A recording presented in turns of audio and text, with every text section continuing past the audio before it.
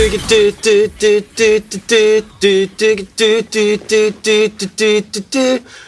Trigger.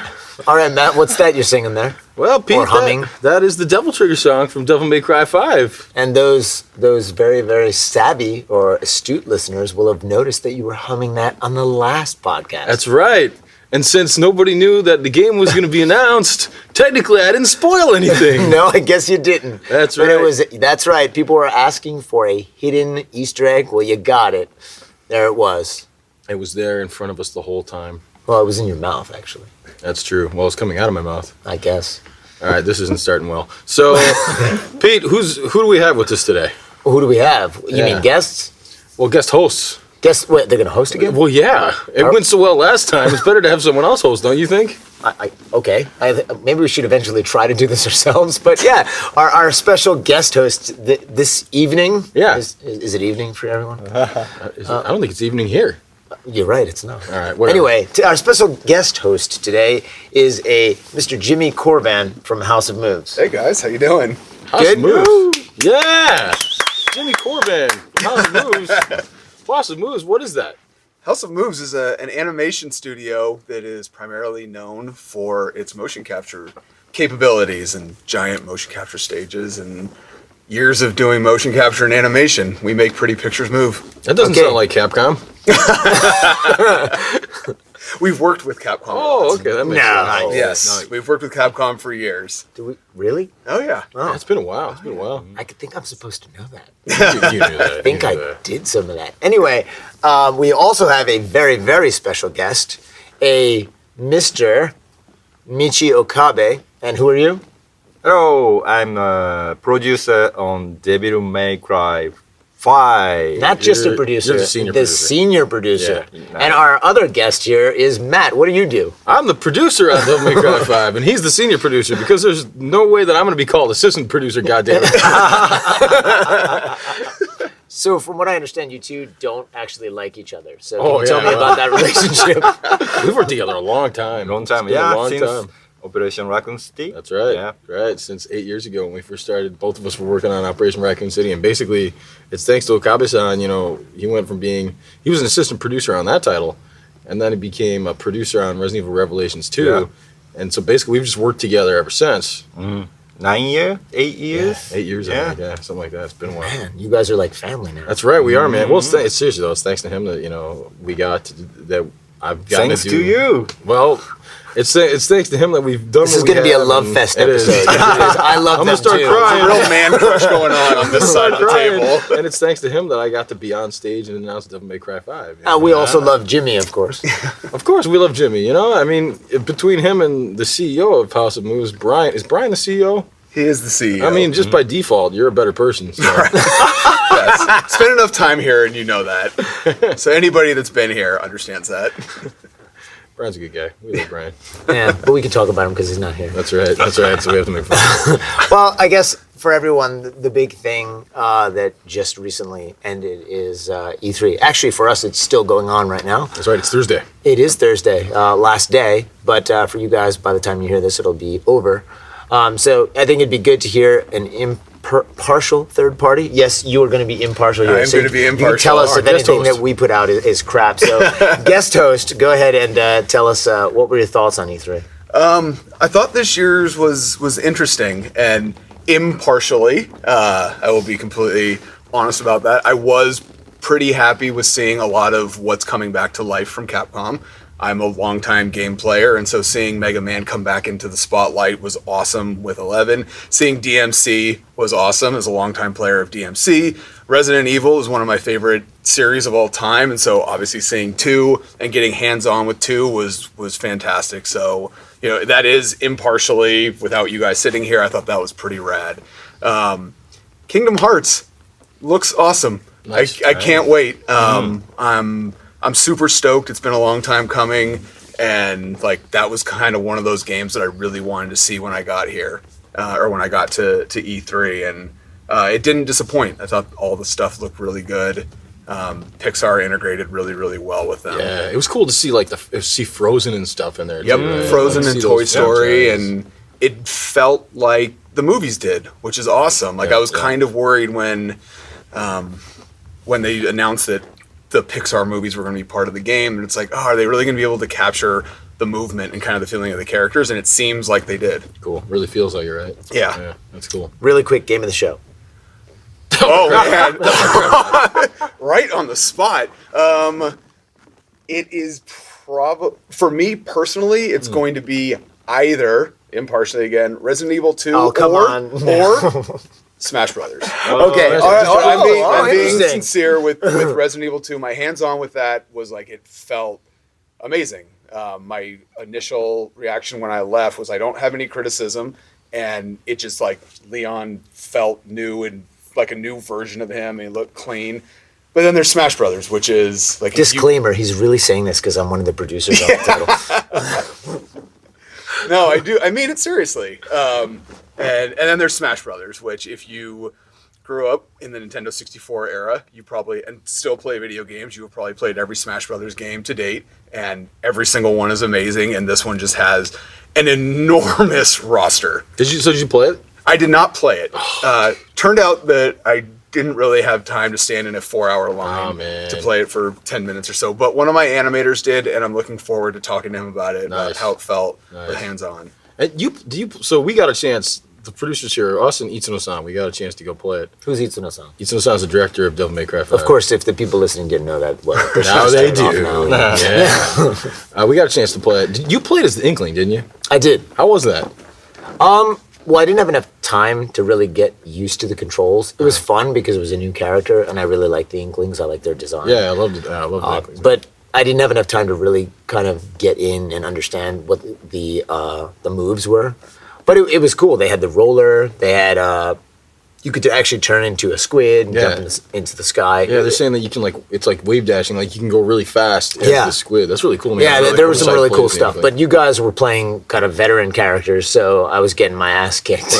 Right. Well, yeah, I had to play as Link. And then, Attaboy. And then after, and then one of the Nintendo guys were like, "You're Capcom people. Somebody should play as Mega Man." So I switched over to Mega Man. So I didn't get a chance to play as the Inkling. I'm disappointed. Neither of you played as Ridley? No, I did play.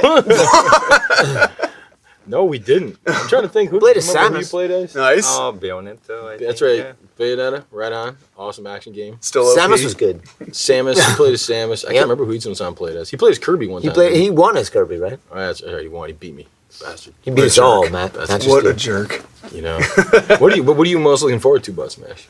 Actually, just the breadth of characters. Just all the yeah. I mean, like being just a fan of a lot of the Nintendo games in general. Seeing Ridley come out as a playable character was like awesome. I'm in. Like I was already in, but like now I'm especially in. And when it comes out, like I've been a Link main my whole life. Yeah. But when that comes out, I can imagine that I will spend the first 5 hours playing that game just as Ridley. Nice, dude. That's gonna be sweet. Yep. Okabe-san, I know you're obviously going to say Devil May Cry 5, Yeah. but what was your game of the show? It's fantastic because I saw a best good-looking guy on the E3 show on the stage. Oh, man, yeah. Who was that guy? Who would that guy be? I don't know. Do you know that? I don't know. There were a lot of good. No, there weren't actually. No, there were plenty good. No, there are a lot of. There are a lot of good-looking people. Dude, Phil Spencer's buff. Is it? Oh my god, dude! I got a chance to talk to him, and like he's buff. Really? It's kind of impressive. Because I've only seen him on a large screen. Well, I've seen him in person as well. But Have you? I didn't notice that he was dude, buff. that guy's buff. So he's certainly attractive. That's for damn sure. And I'm not just saying that because Devil May Cry 5 has is in cooperating with Microsoft. It's nothing to do with that. Phil Spencer's honest to God. He's not only is he buff and attractive, but like just a super nice and down to earth guy. Like as a game company CEO, it's kind of amazing. You can tell the guy like worked up through the trenches, and he's just like the nicest guy. Well, that's a good segue. So I think Okabe-san is actually saying you were the good-looking guy. Yeah, oh my God. So can you tell us a little bit about what it was like to be on stage? Oh, dude, it was amazing. It was so cool. We did like 4 rehearsals. So by the time we were done with like doing rehearsals, I wasn't nervous at all. It was just like, all right, we're gonna go out there and we're gonna have fun with this. And Itsuno-san and I were just so excited because we've been working on this game for 4 years now. And we were finally going to be able to share it with the world. I could stop calling it by its code name, you know, and I could actually talk about it in public now. Now we can finally say Devil May Cry 5. Yeah, that was big. Oh, dude. It was such a relief too, right? Oh, it was, man. Especially so, you know, we're waiting to go out on stage, and Itsuno-san and I are standing waiting to be cued, you know, and they put the trailer on. We had these 2 points that we were really looking forward to hearing the reaction of. One is when the Capcom logo comes up, because up until that point, you just see Morrison, Right. who's a character that was introduced in the anime, I think. Yeah. Yeah, Devil May Cry anime, and then you see the Capcom logo, and so at first when you see that, we were wondering how people were going to receive it, and sure enough, like we could hear people in the audience, they're going, "Oh, like what's going on?" Yeah. It was so cool. And then the second thing, then when you have the Devil May Cry on the side of the van, Yes. you know, with the neon lights, that's when everybody lost their shit, and it was the best thing. Everybody's going crazy. We could hear it, and so Itsuno-san and I are backstage, like giving each other high fives. We're like, yes! We were so excited. So like we were just so excited that like we couldn't contain ourselves when we got on stage. You know, it's just like we're so happy about this. High energy, right? Oh yeah. Oh, it's so cool. So Okabe-san, you and I were in the audience. Yes. How did you feel as soon as you saw? Well, we were together, so it's like, oh yes, finally the trailer's up.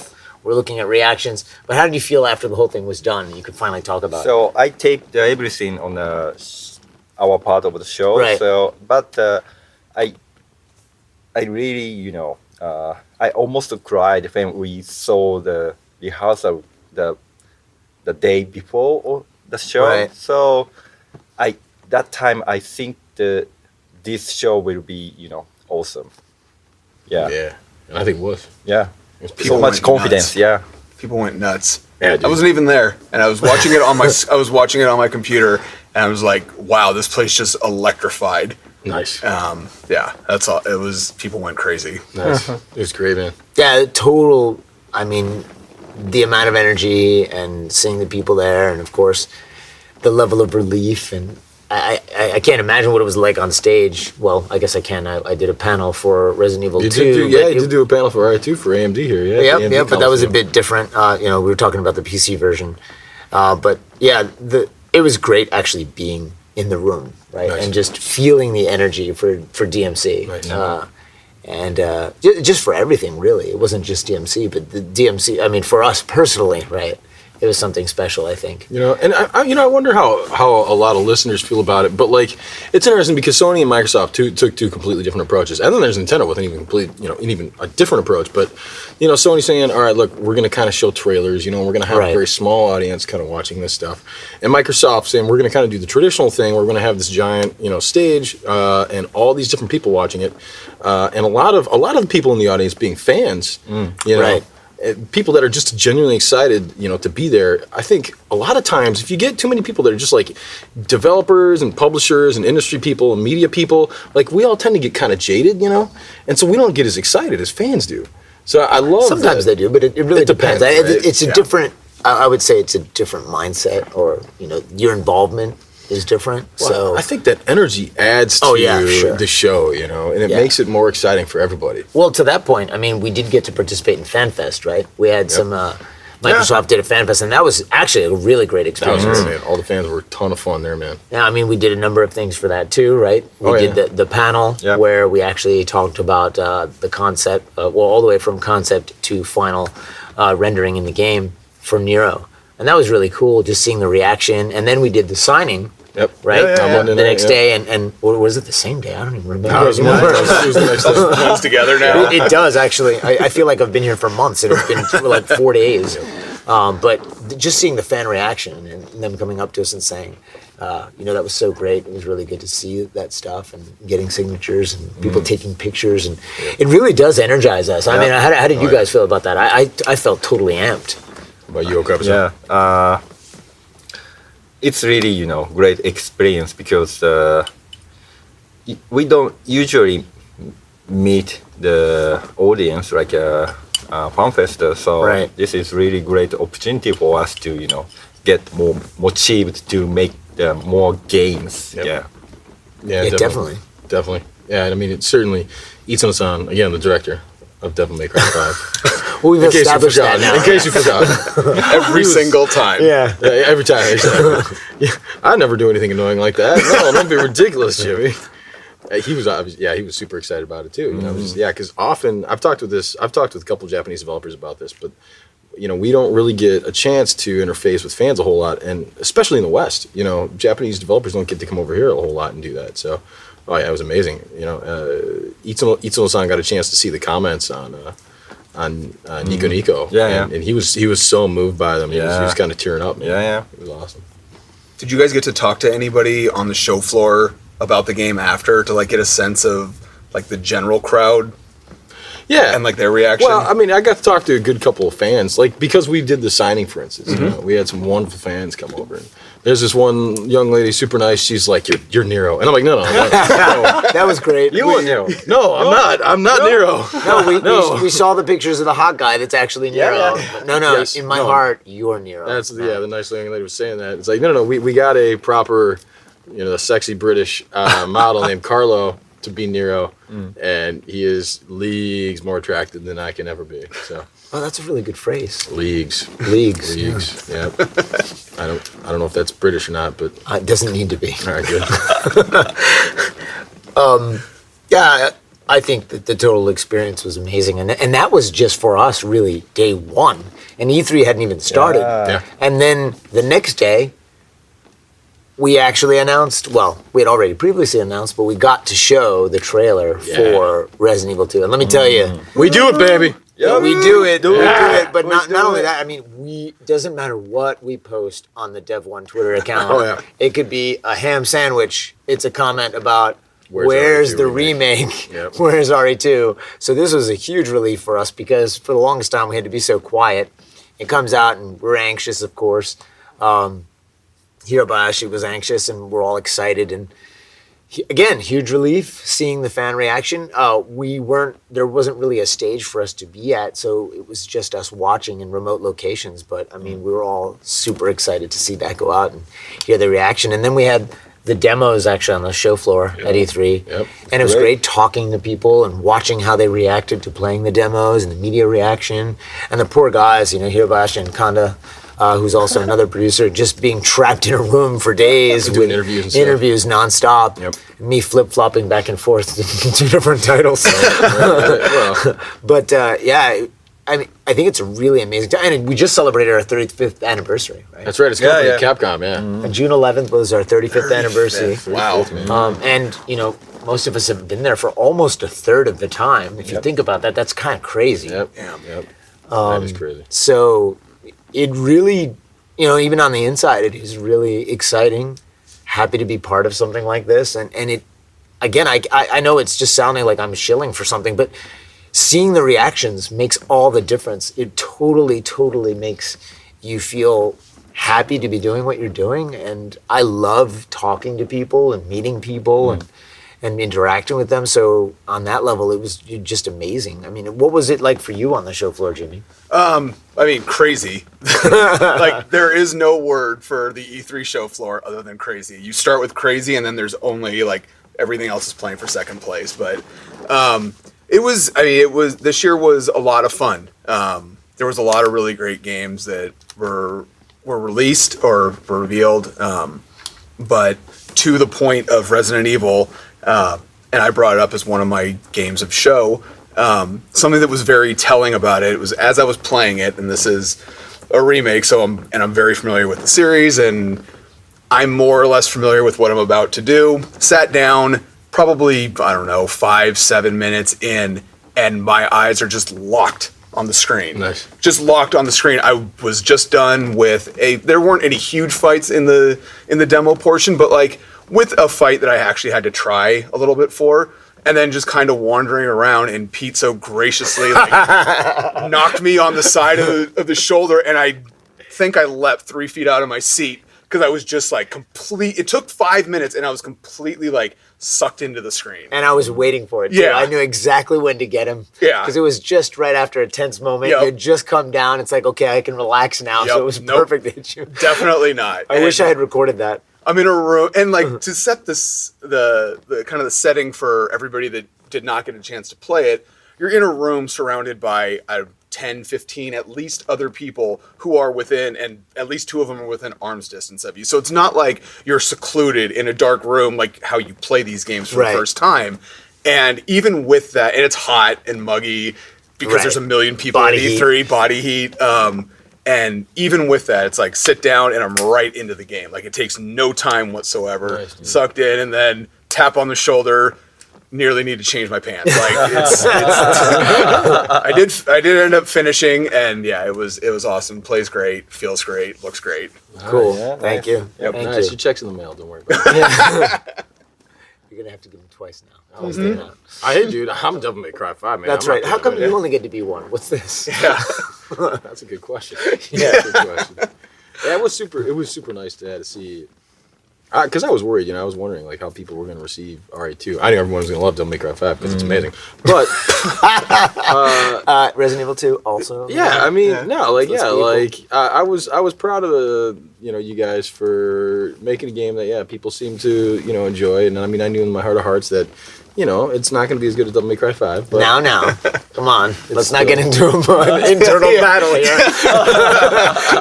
Especially because I'm being pulled by both sides. Yeah. It's sweet, man. It looks good. Facial animation, Devil May Cry 5 is better.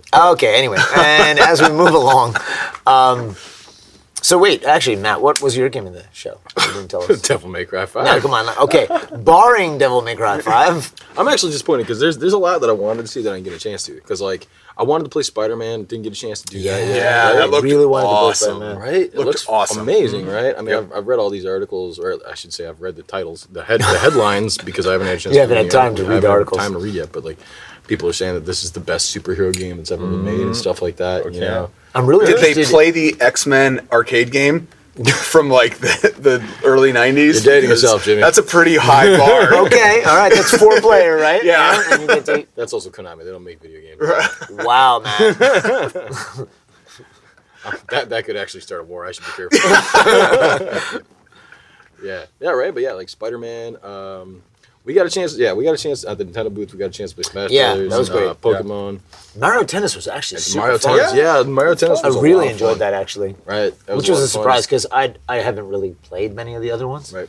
So for me, that was tons of fun, especially playing with you guys. Full player was really great. Oh yeah. We lost. Yeah. Yeah.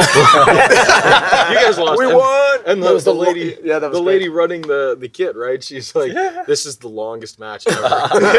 So it just goes to show how competitive we are over at Capcom.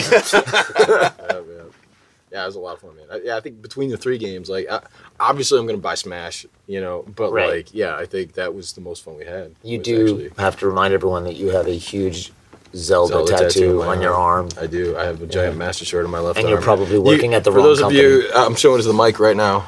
Yeah. He is actually showing it to the mic. FYI. As if the audio recording will pick up the visuals. Isn't that how it works? Not the last time I checked. That just means you're not trying hard enough. Oh, that's what my wife always tells me. So, where are we going next, Pete?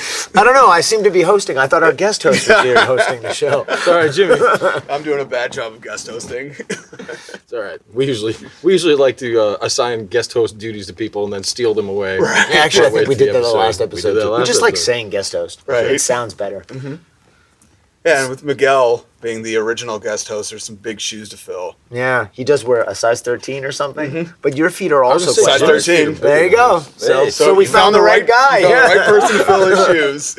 This is Watch sickening. out, Miguel, I'm This coming is for your sickening. job. You don't want Miguel's job. Nobody wants Miguel's job. All right. Well, I think we can kind of segue this into some of our relationship actually working with you and actually with Okabe-san too.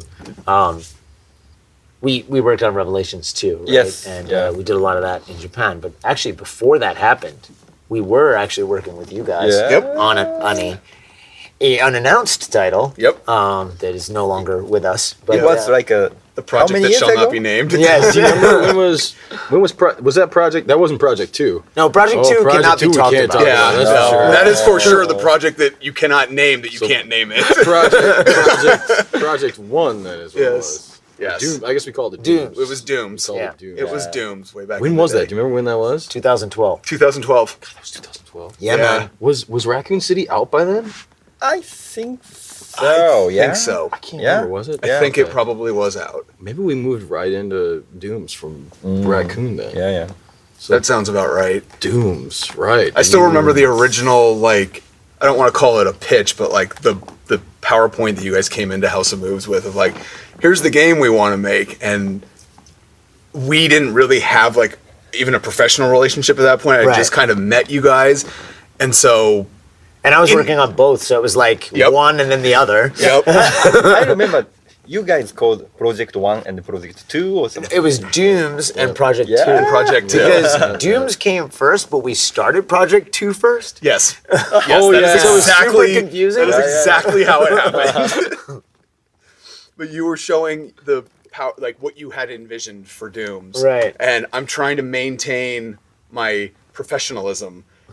And I, as a Resident Evil fan, and again, this isn't because you guys are sitting here, like I have played every Resident Evil previous to meeting you guys, and I'm looking at this and I'm like, the inner geek in me is just like screaming, like, yes, this is exactly what we as Resident Evil fans want. We want this game that you're talking about. Do you remember what it was?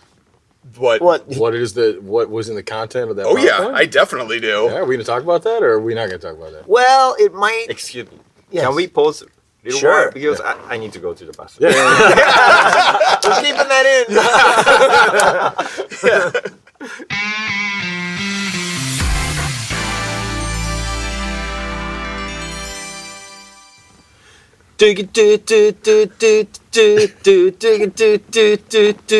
You know what? I could actually sing the lyrics if you want. No, I prefer that you don't. Okay. Okay, and we're back. And Okabe-san feels much better, I imagine? Yes. Okay. Excellent. New beer in hand? New beer. Yes, all right, so we're all good to go. Yep. So let's forget about what we were talking. No, okay, so we were talking about Dooms. Yes. Dooms. Talking about Dooms. And we called you guys in not just to work on the mocap, though, right? Yeah, not just on the mocap. It was on basically everything that had to do with storytelling that wasn't the script. Oh yeah, that's right. And like everything from getting a wardrobe designer to design clothes for the main characters, to finding actors that we could scan in their wardrobes, to designing, doing the modeling after the scans, doing the rigging, all the animation. It was a big undertaking. Yeah, this was kind of the start of our current pipeline, right? Right, yep, right. The pipeline that we Yeah. used on Devil May Cry 5, on Resident Evil 2, on Resident Evil 7, where Right. we hire actors and or models to wear these custom-made outfits and costumes that we made, scan them, Yeah. and then go from there, right? Yep. And that was the first time we worked with Naveed, too, wasn't it? It was actually. Yeah, that was the first time. Yeah, man. Yeah. That was amazing. Who do we have write the script? Do you guys? Oh, Well, we can't really talk about that, can we? Because we didn't ask him if we could. that's true. But he was pretty cool. It was good working with him. Oh, so we're gonna Or say maybe oh, her. Oh, thank you. Yeah. Him or Or her. it could be him and or her. They did good work. And or Really? They. work. Yes, we'll use the Maybe pronoun they. Yeah, Yeah. maybe they use a different pronoun. Exactly. Yeah. Exactly. But yeah, okay. So yeah, you. What was that like? So, how did we originally like hook up with House of Moves? Well, we were doing some, surveys, or I guess would be the word. We were looking, we're scouting. Exploration. For, is that what you say? We were exploring things? Yeah. Sounds almost kinky. But yeah, we were looking at a number of different vendors, and we were going through the process, as we usually do, right? We were really kind of getting into the whole external development thing, right? We were kind of pushing that in that direction, where we had stopped working with full development houses. Like Right. so we were no longer doing the thing we did with like Operation Raccoon City and working Right, with right. developers overseas for everything. For the whole hog. Right, for the whole development. hog. Okay, Right, let's call it whole hog development. There Yeah. you go. We're looking at external development for certain sections of what we were going to work with, right? And while we were doing that, we're going through the process, and we went through a number of different potential partners, and then ultimately we settled on House of Moves. It was my Moves. charming personality, right? It was certainly nothing to do with the charming. worry. It was just me. It definitely wasn't Brian, that's for sure. I remember, and I think this is important for people to know, that when you first, it really is about relationships, right? And we're sitting down and we're talking. And of course, I won't say their guards are up, but you don't really know each other just yet, right? You're just starting to talk, and you start to know each other as people, and you start to go through the pipelines, and it gets very technical. And, we were here for hours. Yep. Upon talking through a lot of stuff and trying to figure out what our pipelines could be and what people thought, what each vendor or potential partner could bring to the table, and vice versa, what we could offer up as well. And it was a learning experience on a multitude of levels. And Okabe-san and I actually at the time were traveling quite a bit together. Yeah. In the area we saw many studio, like a motion capture studio and scanning studio. And then, do you remember? I forgot the name of the we actually used for the scanning session. The really old guy. Oh, I don't know if we should talk about that. That's It's pain in the neck. Oh, it was an interesting time because I was like, let's not do this. Okay. No, but definitely, you can go ahead and talk about it. Yeah, Let's just not use the name. But anyway, we went to the many studio with Right. you, and the House of Move is the best, Nice. capture, and then studio, Yeah. Thank you. Yeah. Thank Yeah. you. Yeah, certainly you guys clicked with us, right? The way we worked together and you understood us. So it was good. And who found Naveed? Was it I us did. or was it you? Of course. Of course. It's me. Of course it's me. Oh, of course. Yeah. Who else would have found him? You found Richard Piercy, that's for sure. Well, actually, Yeah. but that was a recommendation from Mike, one of my old staff. Oh yeah, Mike recommended it because he thought he'd be perfect for RE7. Because of the way the story was going to unfold, and he had written Spec Opposite the Line, right? Yeah. So that fit in with the whole psychological horror type. But Richard didn't work on Dooms. He worked on RE7. Correct. That's Right, why I said that. right. Yeah, he did not to confuse anyone. He did Right. not work on Dooms. Right, Dooms again. Yeah. He, she, or they. But Naveed, I remember our first call and touching base with him. And we clicked. He lives in New York. I used to live in New York. He's got an interesting attitude. I'm sure you two, at first you were almost taken aback by his... Right. I'm like, his I don't know if I personality. trust him. And you're like, he's totally trustworthy. Trust me. Like, we're both from New York. I can tell. Except I don't talk like that. Oh, yeah, that's right. Yeah, but no, it was great. And we had him involved, and then he came on to RE7. Oh, yeah, man. It's fantastic. Yeah, It's fantastic to work Dooms with. was fantastic, too, man. Yep. But yeah, so we brought in him. We brought in the nice lady from Australia to make the costumes. To make the costumes. Yep. Yeah. Yep. Yeah. She And- was, she did great work. Yeah. Right? Yeah, we had some cool. Do we still have it? What happened to those costumes? Didn't some of them end up in, Well, it's true in Revelations In 2. Revelations Yeah, too. well, I guess Yeah. we should now Yeah, yeah, yeah. explain Yeah. that this game ultimately became Revelations Well, 2. parts of it, right? Parts of Like, it, yeah. Parts of it. ended up- bastardized version. Right, of it. like you were Yeah. saying, it kind of got canceled somehow. Like I don't know. It if didn't really get canceled's the canceled. It word, got but transmogged into right. Revelations a lot of 2. the assets because we Right. went through a certain portion. So, but the main actress for the main character, Yep, but that part we didn't use. So, that's right. We still Yeah. have her. Yeah, that's old did we Natalia. tell her about we canceled the Doom? I don't know. I'm pretty sure we did. I don't think the contract required that we did. but- Maybe no, but yeah.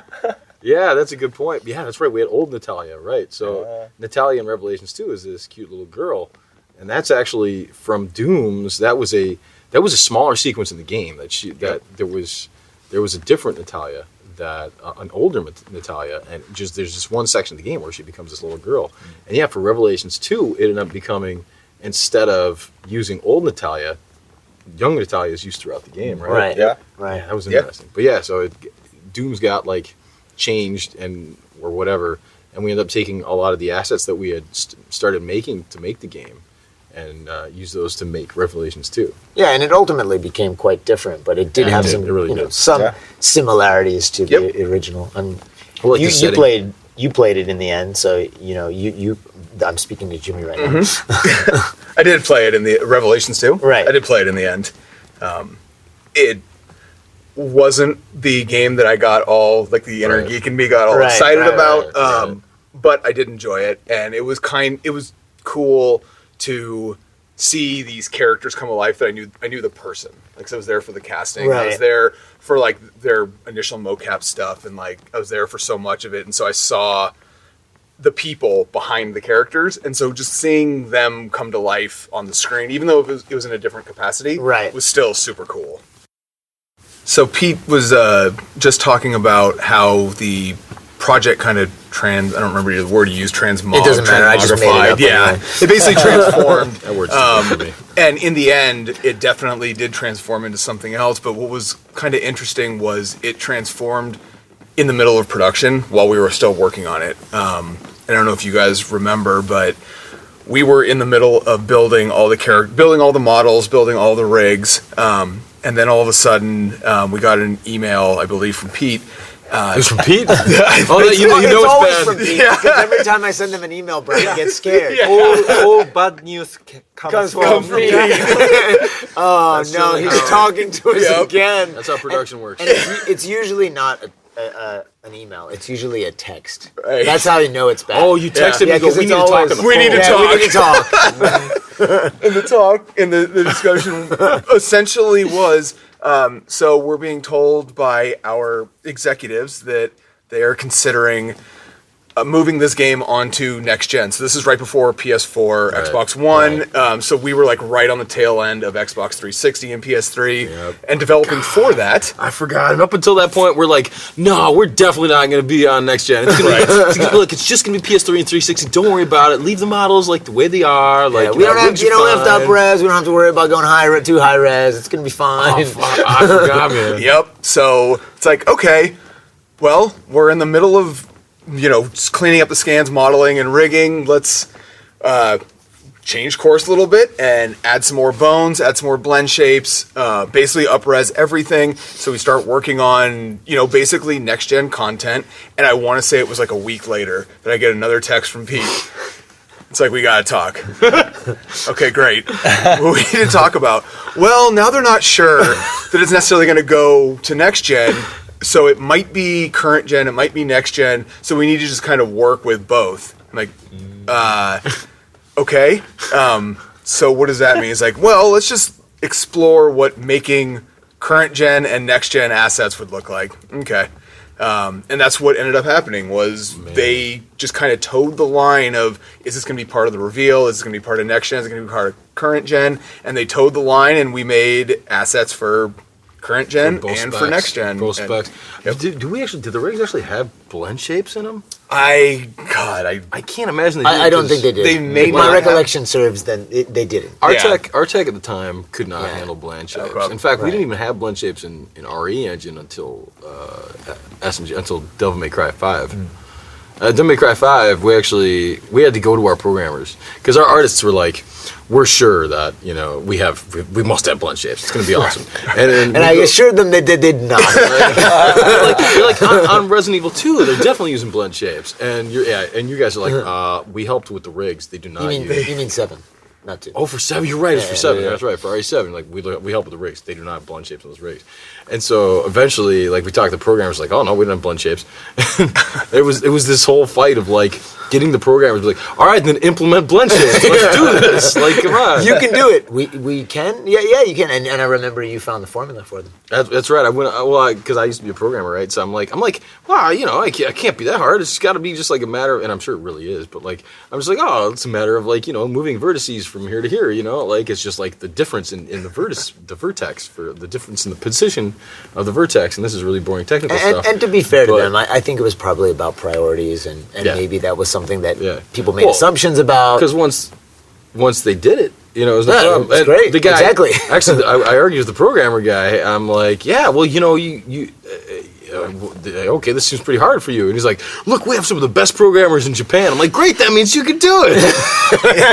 And then that And they motivated did them to And do they it. did it. Thanks to that, like the facial animation in Devil May Cry 5 is hot. Sorry, Yeah. I went on a total tangent here. But yeah, Whatever we talk about, apparently on this podcast, is going to lead back to Yeah, how it goes Devil May back. Cry 5 is amazing. That's right. So, Amazing. in order to balance that out, I also have to say that Resident Evil 2 is also amazing. Yes. Isn't that right, Jimmy? Yes, it is. It's Yes. amazing. We're Having talking had about- hands on it. So I was only given hands on to Resident Evil 2. I was not given hands on to Devil May Cry. Well, that's because 5. nobody's gotten. I'm just saying, hey, I'm not- Well, we have hands. I'm not pointing fingers. I'm just saying I got to try one game, didn't get to try the other. Well, we got Gamescom. We're gonna fly you out to Gamescom. There we Jack. go. Whoa, don't make promises you can't keep. Don't tempt me with a good time. My wife would kill me if I paid for that. So, yeah, we were talking about Dooms though. And, Yeah, that's right. I totally forgot that we actually because eventually it was like, oh, we have to target both, current gen and next gen for this title because it came out fairly soon. It was one of our first games after next gen came out. I know Strider, I think, was our first next gen game. Yeah, that was pretty one. sure. That was On made, both though, right? yeah, and that was made with Double Helix, Right. But yeah, for Dooms, which ended up becoming Revelations, Which 2. is on both, right? Yeah, and there was even yeah. talks for that. Like, what are we going to do? Is this going to be on both? Is this going to be on one? Right. Do you remember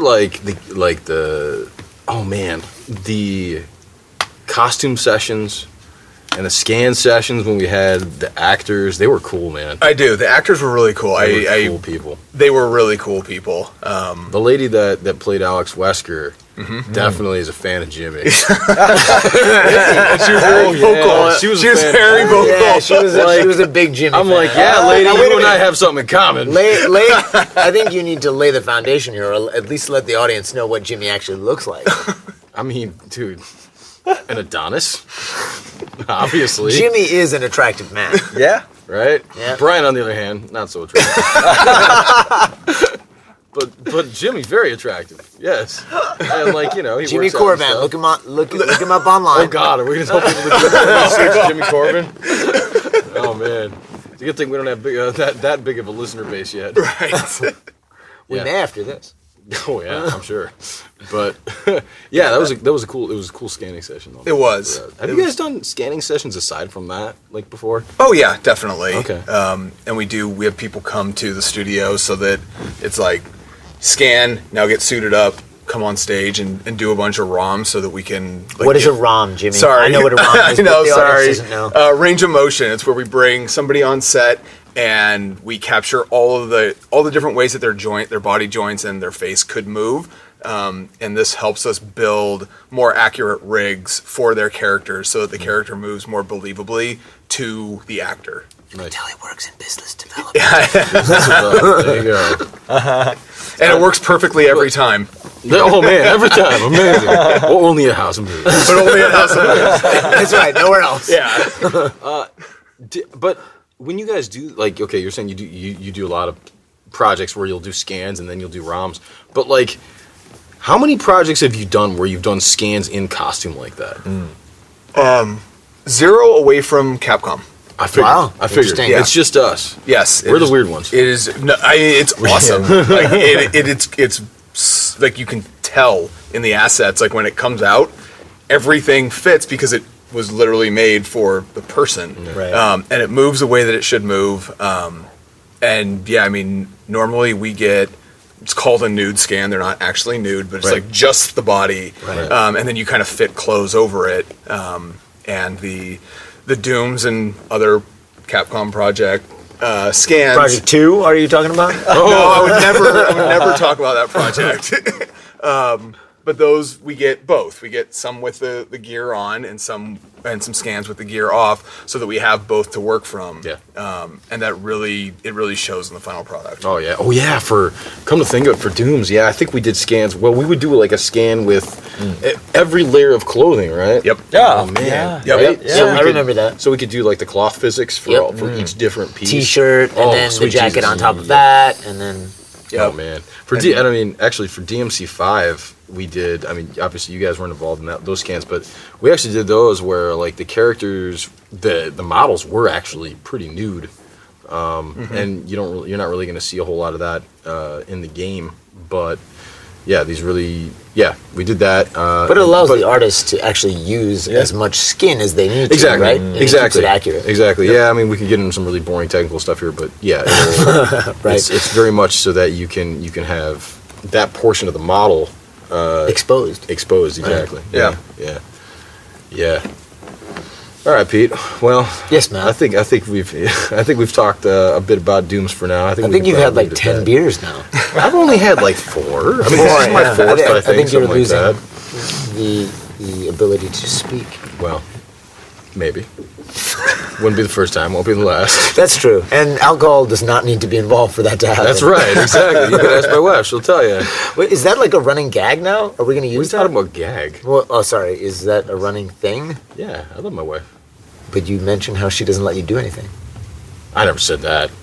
That's My misquoting. all right. Now we're going way quiet off over tangent. here in my corner. I think you know what. I think we're gonna have to bring on Sonae-san soon.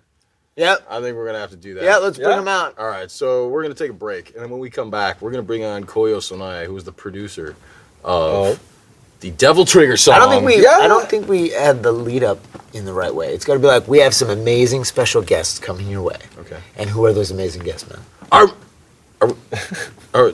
It's not gonna be like a surprise that he brings on Allie and Casey. Who are they, man? Well, that's the you gotta surprise. listen to the surprise, find Exactly. out, yeah. See, that's how you do it, right? We Right. got a surprise guest, and we can't tell you who they are because we want you to tune in to the next segment. we're not gonna use this bit, are we? We are. Oh, great.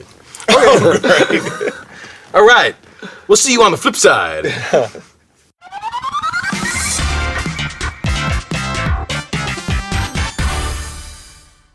And we're back. Yes, it's time. So's Devil May Cry, That's man. right. It's time. We have yet another special guest host. This time, Mr. Koyo Sonae, the producer of our awesome song, Devil Trigger, Yeah. Nero's battle song. Soyo-san. Koyo. Koyo-san.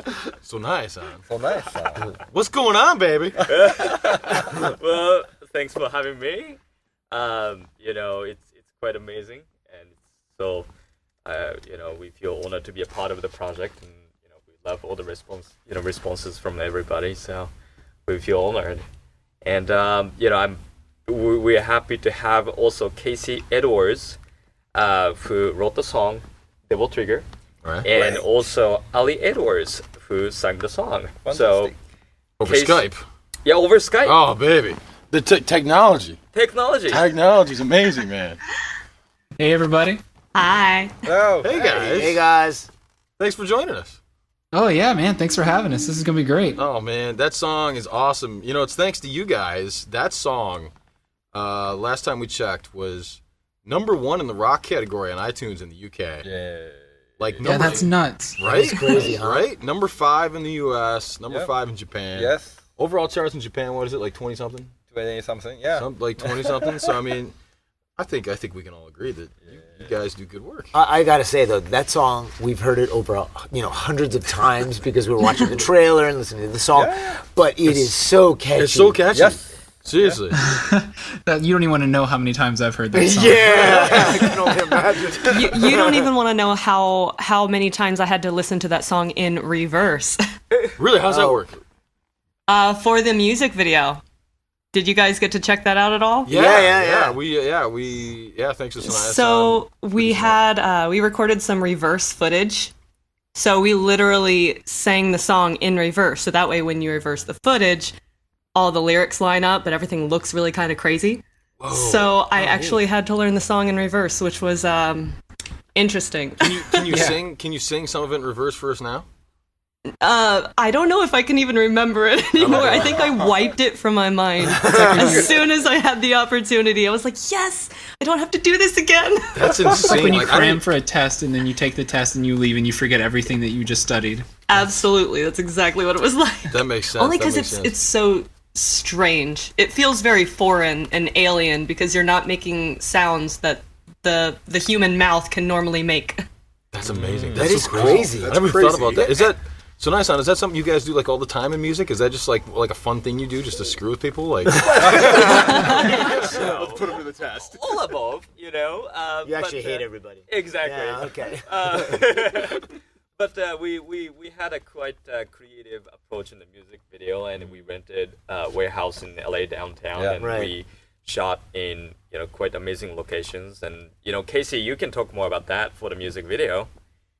Yeah, of course. So first day, we just decided to pick up a camera and run around town a little bit. We ended up in some sewers, Oh wow.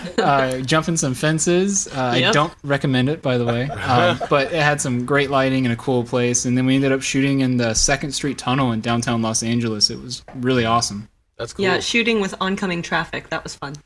Awesome. I recommend it. Yeah, In LA? Man, apparently Sonae-san not afraid to put the talent in danger. Yeah, Ali, just jump out in front of this car for a second. Wait till it's fine. The song was recorded. They just needed some footage. Like, luckily we're not going to get audio, so the honking, not a problem. Not a problem. Not a No, problem. we're good. That's amazing. I know Okabe-san was talking about Ali because obviously he went to the recording with you guys for the original version of the song, and he was like, "Yeah, oh man, I wonder if that's like part in the video what you're wearing." Like if that's just part of her like normal wardrobe, because she didn't wear stuff like that at all when she was recording. Right. I didn't catch all of that. Don't want your wardrobe in the music video. Oh, Is that just your regular clothes? one of the outfits I made myself. Nice. And wow. then luckily we had a fantastic hair, makeup, and wardrobe consultant named Trista Metz, and she's absolutely fantastic. So she was hired on to do hair and makeup, and like the night before we were planning to shoot, she was like, "Oh, by the way, like, do you have everything for wardrobe?" And we were like, "Oh, we're not really sure."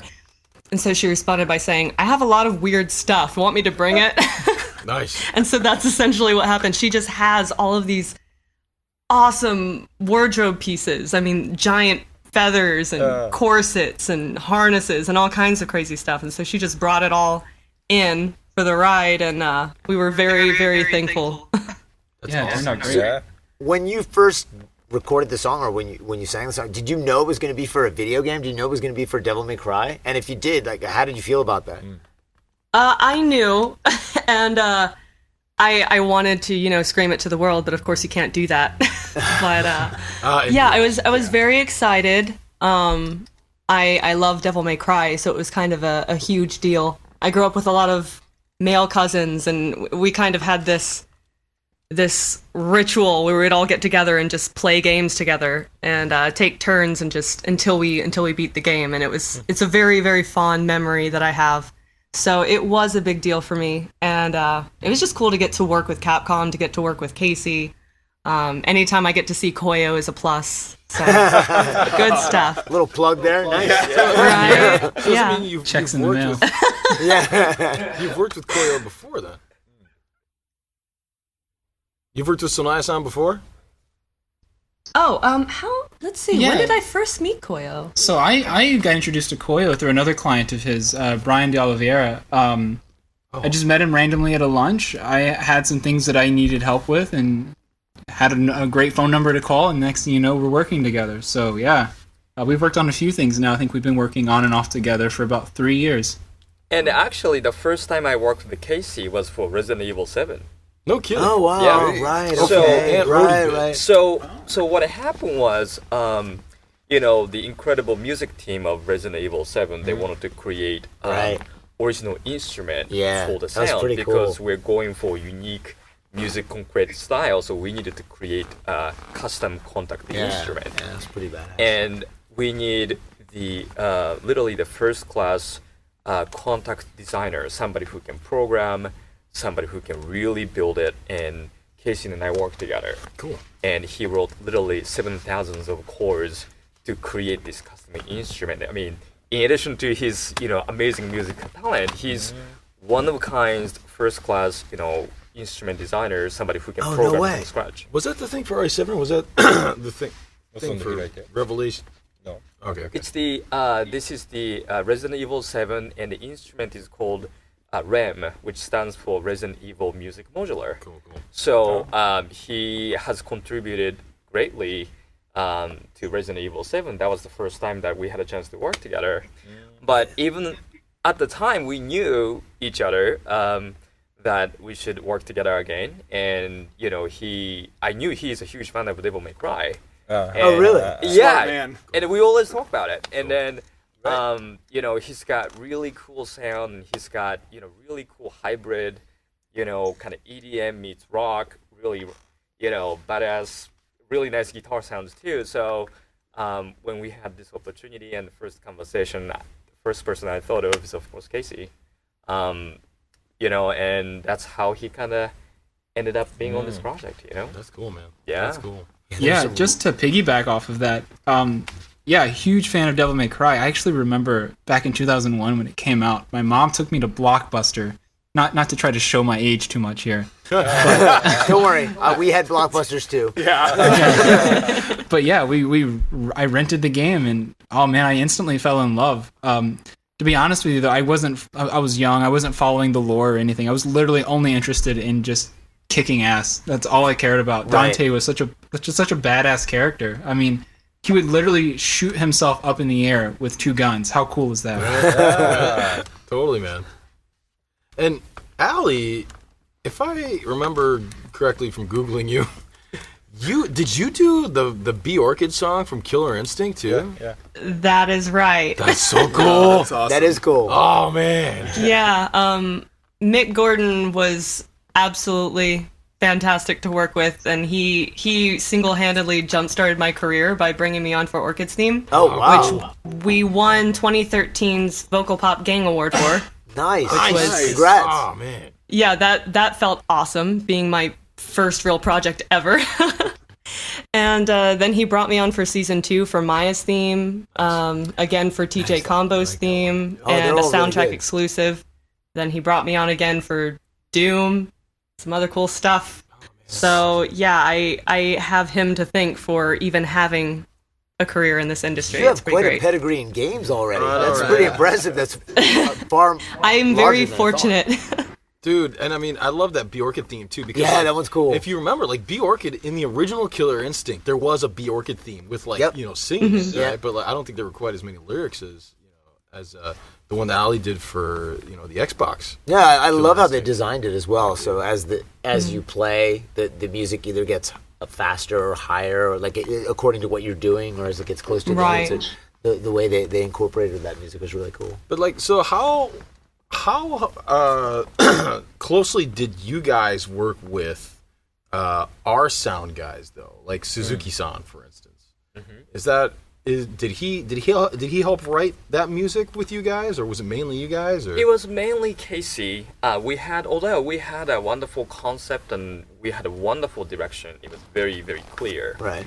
And we had some musical ideas too. And then that obviously set a tone of the music, and we had to come up with the right sound and right tone, and that's where Casey kind of comes in, and himself as a composer, but also as a record producer, he really creates one of kinds, really cool distortion sounds. Like Cool. That's something he's really great at.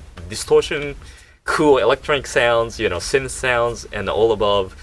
That's something that he's fantastic at. So we worked together. Casey started writing, and and we of course had a chance to go back and forth with the entire team. So Okay. it was real teamwork. so there's feedback and stuff. Absolutely. Oh yeah, it was a massive collaborative effort. I mean, just between Koyo having to translate all the ideas back and forth and also give his own input, and yeah, Koda definitely had a very clear idea of what he wanted from the beginning, and he definitely helped us get there in the end while letting me do my own thing as well. That's awesome, man. I mean, I know what it's like to try and go between 2 languages, especially with like artistic stuff and sound. This kind of stuff that's like it's not, you can't express it with like an image or something. You got to use words, and everybody understands words in different ways, right? So yeah, that must have been quite a challenge having to do that back and forth. Yeah, it wasn't too bad. Honestly, I love the franchise so much. I remember when I sat down for the first time to start writing the lyrics for it, I was just dreading putting down the wrong words. I mean, this is such a massive franchise with so many fans. As I found out instantly when that trailer dropped and they found out who wrote it, I was like, oh man. Here it goes. But luckily, the feedback's been But that's overwhelmingly positive. So It's amazing that you've also worked on 2 of our flagship titles, right? You had Resident Evil, and now you've got Devil May Cry. So that's, I don't think too many people can say that they've done something like that. That's awesome, and Ollie too. Like Right. all Thank you. these games. yeah, man, 2 down, hopefully more to go. I feel it. New projects, please. But I think the lyric is it was a very important part of the song. Yeah. Obviously, he spent a lot of time. He immersed himself, and obviously that's why he was the right guy. Yeah. Casey Yeah. was the right writer and the lyricist, because he immersed himself into the world for a long time, and he's played it. He's played every single, you know, Devil May Cry, so he knows exactly what he's talking about. They capture the feeling so great, you know, the whole, you know, step aside, reload, time to go. Like, you know. Oh, Matt, you gonna sing it for us? I'm not gonna sing it. Do it. Let's hear it. Please, When we- please do Sing it. it for all. Yeah. Do it. Give She the wants to people hear what it. they want. Give the people what they want. That's right. Nobody wants me, trust me. Not hear even it. my wife. Nah, The well, fans are picking up on little things as well. Like I put some things in there just for myself, like the opening droney bits before Cliff or Allie even start singing. There's a little line in there that's kind of, you know, it's washed out with reverb, but it says "I'll endure the exile," which came from Devil May Cry 4 when Nero first unleashes his I'm like inside impressed. demon with the Yamato sword and all that. I loved that cinematic so much. I had to put that line in there, and people are starting to tweet me all these little things that they're finding in the lyrics, and it's really, really cool. Oh, that's I'm impressed that you did that, and also that Jimmy knew right away Jimmy what was- that was. This is crazy. I don't think Jimmy understood what he was saying. I think I just got lucky and just picked one of them. He just started flashing the four sign in the air. I picked up on that also, Casey. So you have the Yay. person that got it.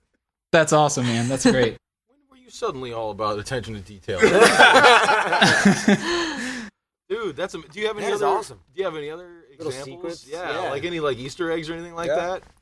Well, for me, I wasn't sure how people were going to receive the Devil Trigger part, because I was kind of hitting it on the nose a little hard. But man, they took it and ran with it. I'm really thankful. I couldn't get it out of my head when I was writing it myself. I was trying to think of something that I thought might have been better.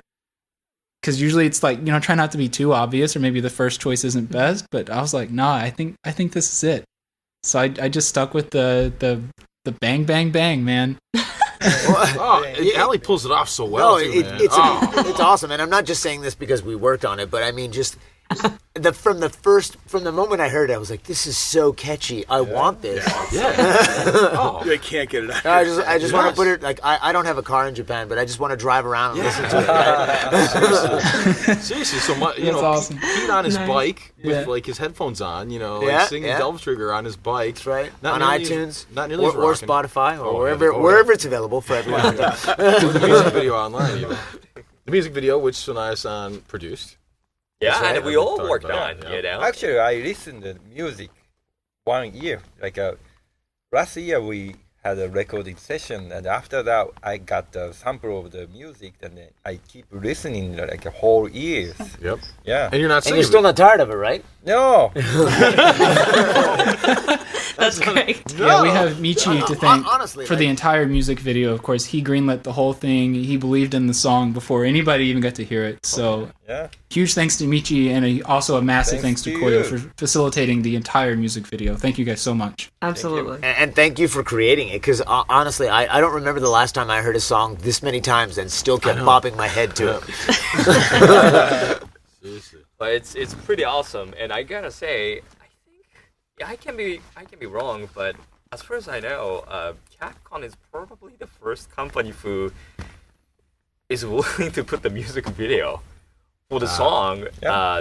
that's specifically written for video game, and it wasn't, you know, it was a music video. Yeah. I mean, it's a pure music video. It wasn't like, you know, we had footage from the games. Yeah. But it was a pure music video, and Yeah. the response has been great, and you know, it's quite amazing, and we're very Yeah. appreciative of. So you know, I the asked openness. Sonae-san to make a music video and without any CGI Right. from the Devil May Cry 5. So Right. Yeah, Michi was trying to, from the beginning, he was like, all right, look, you know, I love music. He's always been interested in music, which you guys will find out more about on another podcast coming up.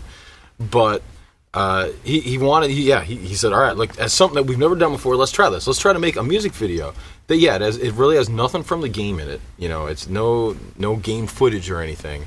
Let's just make it like a straight up music video, you know, featuring Allie, and let's try something new here. And let's Yeah, see it's how this different, goes, right? you know? And Yeah, and it was a lot of fun. One of my favorite parts of the music video was another little, I guess, kind of Easter egg, if you'd like to put it that way. But the neon paint stuff that we did in the music video was a direct reference to my influence from the neon sign that Dante had above his shop and I guess gifted to Nero on that van. But yeah. oh, that's cool. Oh, you're Neon, deep into neon. the He lore knows the now. lore, Yeah, man. that's impressive. That's that was only in that was in the the novelization short novel. of Yeah, yeah. I don't even think there's like an English version of that. I don't think so either. That's hot, The man. fans probably picked up on it, but or they have. All right, so I think we probably should wrap it up here. Well, but they want to hear more. Well, Yeah. I'm sure they did. Wait, are you saying that someone might have to go to the bathroom again?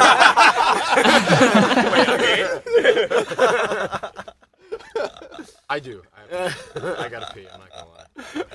I've had Okay, 2 well, beers now. fans, you can send hate mail to That's right. what's your Twitter account? My Matt? Twitter account is Gypsy Otoko. Yeah. GYPSYOTOKO, and our Dev One. No, Twitter- I don't want hate mail there because that means I have to look at it too. Okay, fair enough. There you go. Well, you can just send the hate mail there. Pete, how about yours?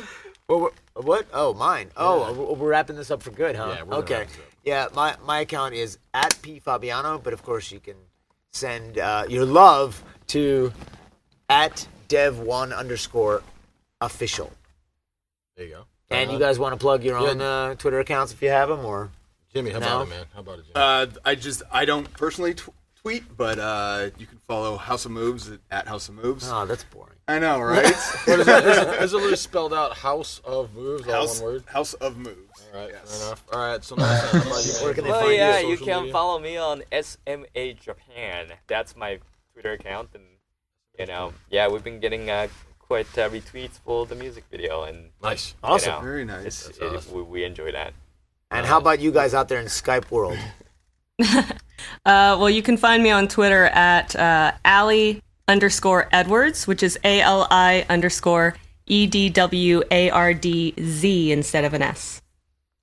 Because we're cool. We don't use S's. All right.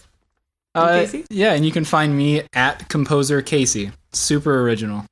Composer Casey. Well, I like it. It's very descriptive and easy to follow. Yeah. A little bit of alliteration in there. Yeah. But I think since we have them here, the only way we can go out here. Is if you sing, Matt. Not me, Alex. goddammit. It doesn't have to be me. Why it's gotta do be I you. have to be put on the spot out of everyone here? You're the one that sang it. you're the only one that can sing here. How don't about know. we compromise, Ali?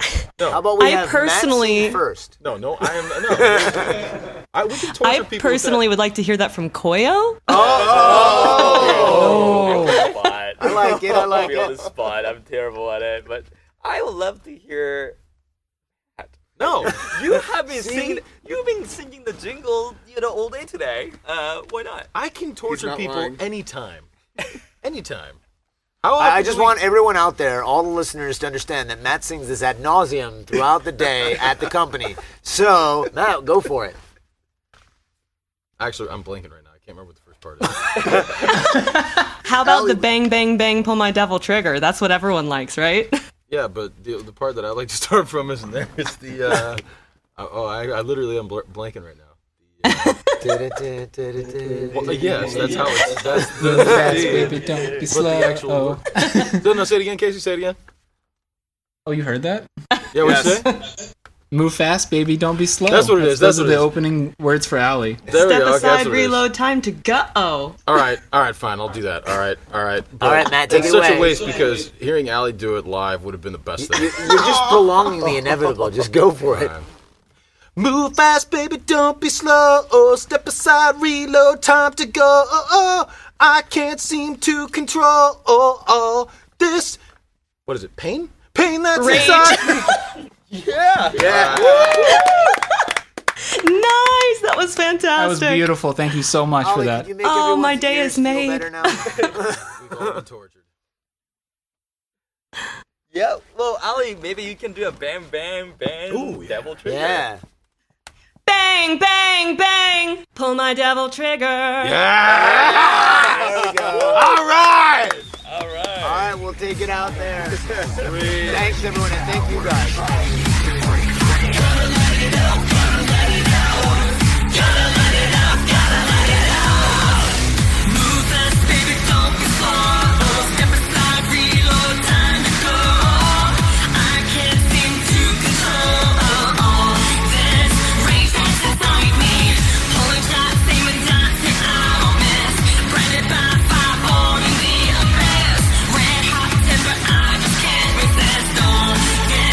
Vengeance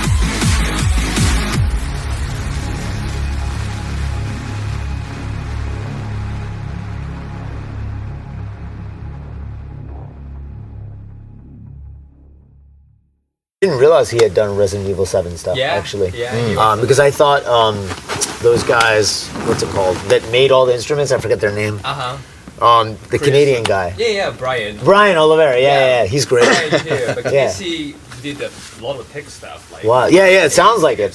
He's a genius. He's probably the only guy who can do it. Who could do what we did? That's awesome. crazy. We look for everywhere, all over the world, but he was the only guy. It's nuts because they have their whatever. What did you call it? The trans. The RE. REMM. REM, Yeah. the Resident Evil music module. Yeah, he just did something amazing that so the company Native Instruments couldn't figure it out. Really? So that they came to Capcom one day and was wondering how they did it. cracked it. Nice. That's cool. Yeah, That's super cool. And then the other This is gonna be company was like cutting like guitars in half and sewing them together and making these crazy sounds like This is, like I'm all the recording creepy this. sounds. Yeah. So this is going to be an outtake. Oh, is it? Yeah. Oh, Yeah. okay. We'll put this I didn't in. realize we were. Do we have enough We'll time put for this? Doesn't matter. We're going to put this in the end as an outtake. Okay. That's awesome.